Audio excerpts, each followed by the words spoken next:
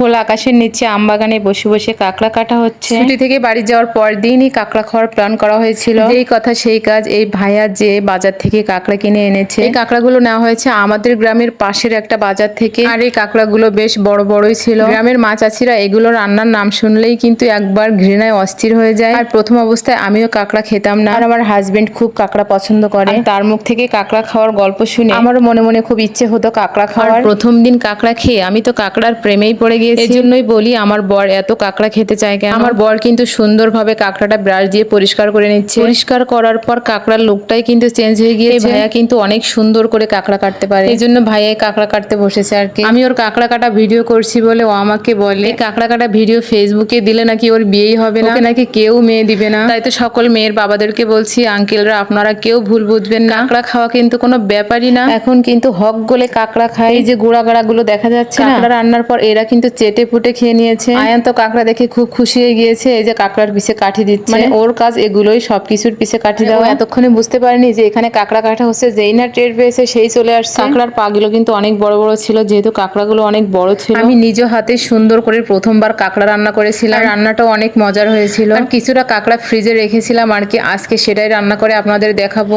গরম তেলের উপর পেঁয়াজ কুচি দিয়ে দিলাম, সুন্দর করে লাল লাল করে ভেজে নিব। এবার দিয়ে দিচ্ছি রসুন বাটা এবং আদা বাটা। আমি সব মশলাগুলো একসাথে দিয়ে সুন্দরভাবে কষিয়ে নিব। এবার দিয়ে দিলাম ধনিয়া গুঁড়া, দিয়ে দিচ্ছি শুকনো মরিচ বাটা। এবার সবগুলো মশলা সুন্দরভাবে কষিয়ে নিব আর কি। মশলাটা যত সুন্দরভাবে কষানো হবে ততই রান্নাটা মজার হবে। এই জন্য অল্প আছে আমি সময় নিয়ে মশলাটা কষিয়ে নিচ্ছি। আমার মশলার কালারটাই কিন্তু চেঞ্জ হয়ে গিয়েছে। এবার দিয়ে দিচ্ছি পরিমাণ মতো লবণ এবং হলুদ। হলুদ এবং লবণ দেওয়ার পর আরো একটু কষিয়ে নিব। আর আমি নারকেলের দুধ দিয়ে রান্না করব কাঁকড়াটা। আমি অল্প পরিমাণ নারকেলের দুধ দিয়ে দিচ্ছি, দিয়ে মশলাটা ভালোভাবে কষিয়ে নিব। এবার নারকেলের দুধ দিয়ে কাঁকড়া রান্না করলে এর স্বাদটাই কিন্তু অন্যরকম হয়। এবার আমি কাঁকড়াগুলো দিয়ে দিচ্ছি। আমি কাঁকড়াগুলো একটা নারকেলের দুধ দিয়ে রান্না করব। আবার অনেকে কিন্তু নারকেলের দুধ ছাড়াই রান্না করে, নারকেলের দুধ ছাড়াও রান্না করা যায়, কিন্তু সেটার টেস্ট আলাদাই হয়। এবার আমি কাঁকড়াগুলো অল্প পরিমাণ নারকেলের দুধ দিয়ে আরেকটু কষিয়ে নিব। নারকেলের দুধ দিয়ে কাঁকড়া রান্না করলে এর টেস্টটা অনেকাংশেই বেড়ে যায়। নারকেলের দুধটা দিয়ে ঢেকে দিয়েছিলাম। আর রান্নাটা যদি মজার হয় অল্প খেলেও কিন্তু তৃপ্তি সহকারে খাওয়া যায়। ফাইনালি আমার কাঁকড়া কষানো হয়ে গিয়েছে। এবার ঝোলের জন্য বাকি থাকা নারকেলের দুধটা দিয়ে দিলাম। এবার নেড়ে চেড়ে আমি ঢাকনা দিয়ে ঢেকে দিব। আমার বর এসে বলছে তোমার কাঁকড়া রান্নার ঘ্রাণে চারিদিকটা মোমো করছে, এত সুন্দর একটা ঘ্রাণ বের হয়েছে, ঘ্রাণেই বোঝা যাচ্ছে রান্নাটা কেমন হবে। এবার দিয়ে দিলাম জিরা এবং গরম মশলা বাটা।